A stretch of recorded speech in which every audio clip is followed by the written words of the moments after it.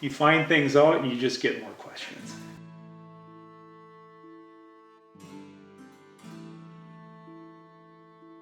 Agatha was the daughter of a prominent Menominee family. She married a Prairie du Chien trader named James Allen Reed and eventually relocated to the Trempeleau area.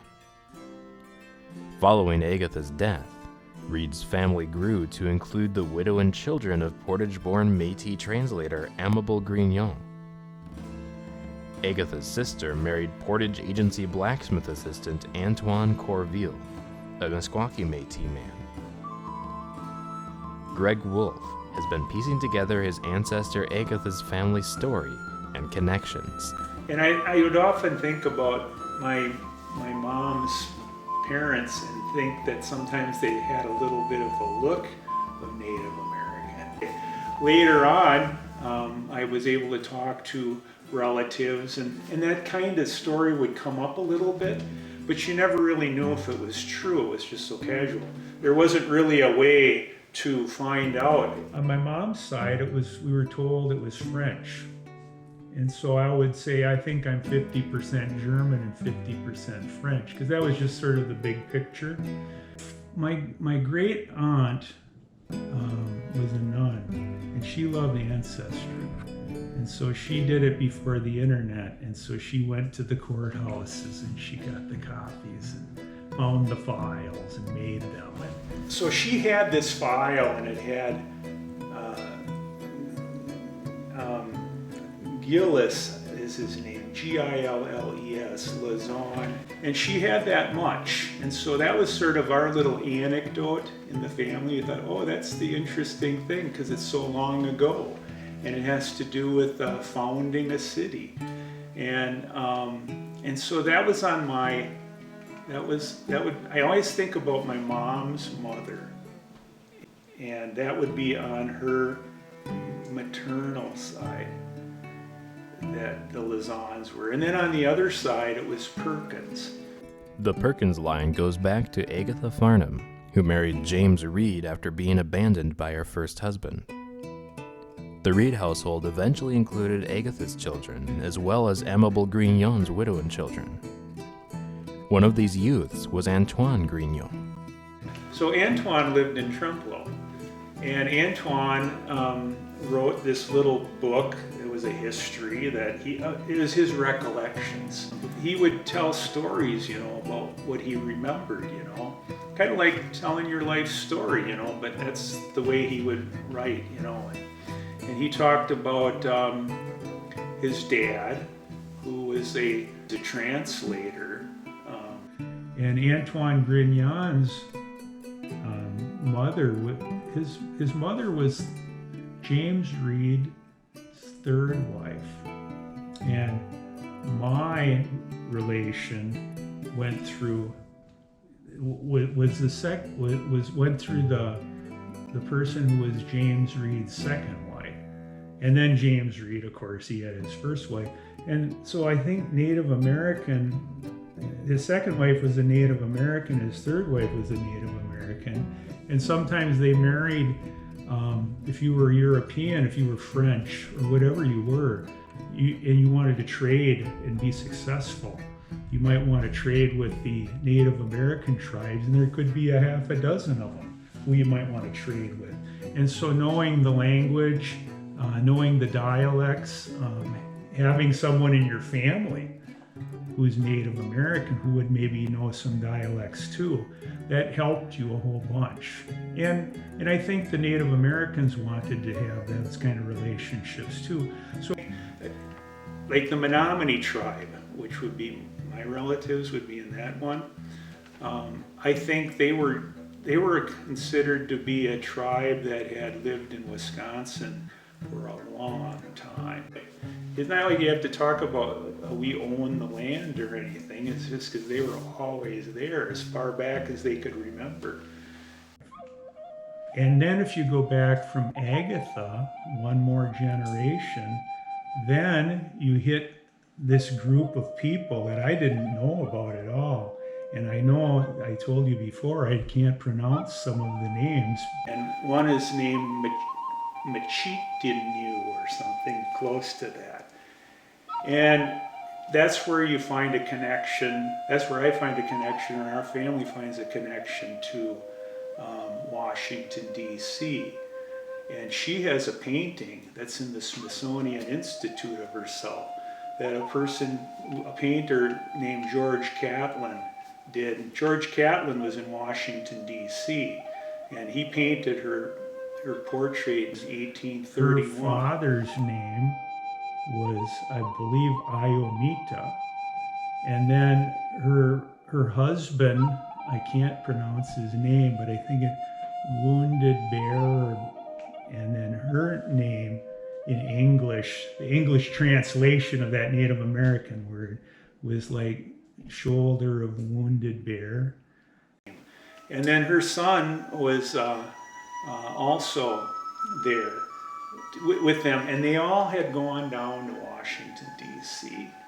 And there was, I think, about a dozen, about 15 people that made the trip down to Washington, D.C.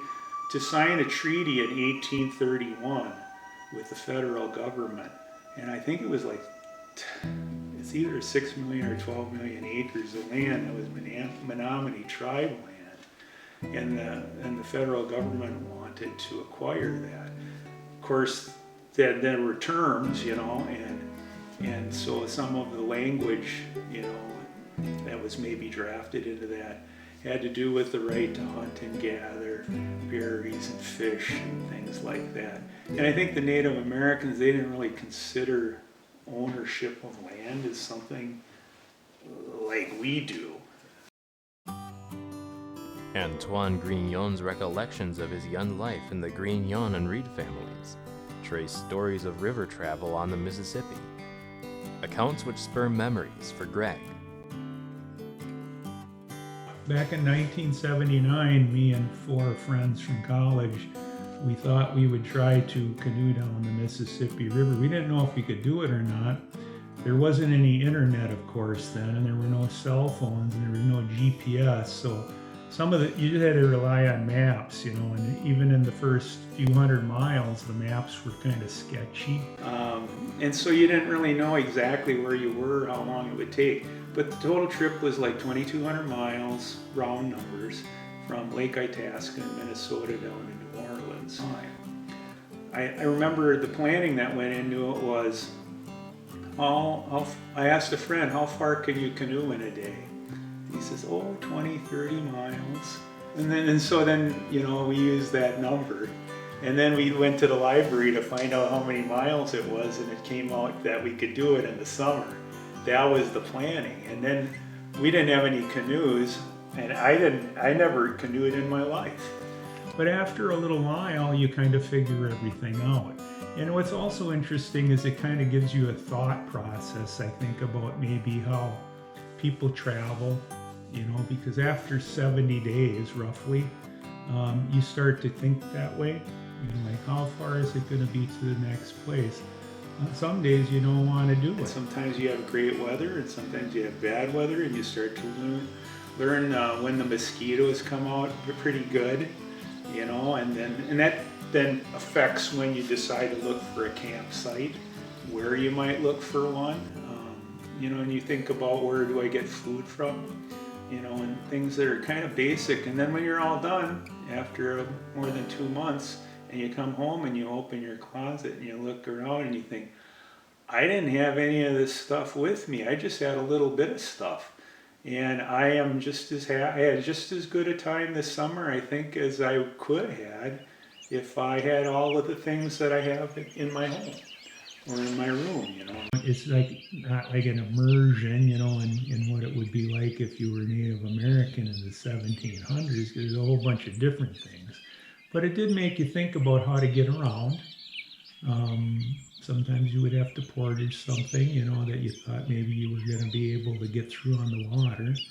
And that takes more time, Because now as I look at the Native American element that I have in my family, I wonder about those things.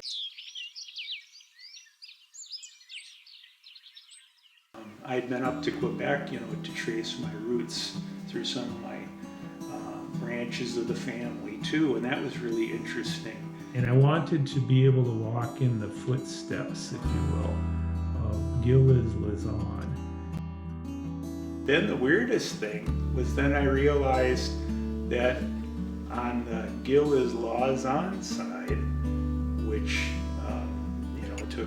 took me originally to old Montreal, that other side of the family, the Native American side, they too came from Montreal. And I found a plaque that was in the city and it had both of their names on there, but they weren't related. And one was a coppersmith and the other one did something else. And I actually found a record where one of them had signed a check or signed a contract or some sort of a document with the other person. And then here I am, 400 years later, and I know these two people are two different lines of the family, and then they come together in the 1800s. Neat. In Trempeleau. When people pass away that we know, that are older people, grandparents and parents, you always think about the questions that you wish you could have asked. My dad told me that. He says, he passed away when he was 92. And somewhere we were talking and he's like 90 or 91 and he says, I wish I would have asked my mom and my dad this question or this question. Because if you don't put a name on the back of a picture, or if you don't tell the story to somebody, they will never know. Unless somebody like Antoine Grignon writes something like his recollections. But you just have to remember, that the history that we have today, that's remembered in the future, is the history that we record.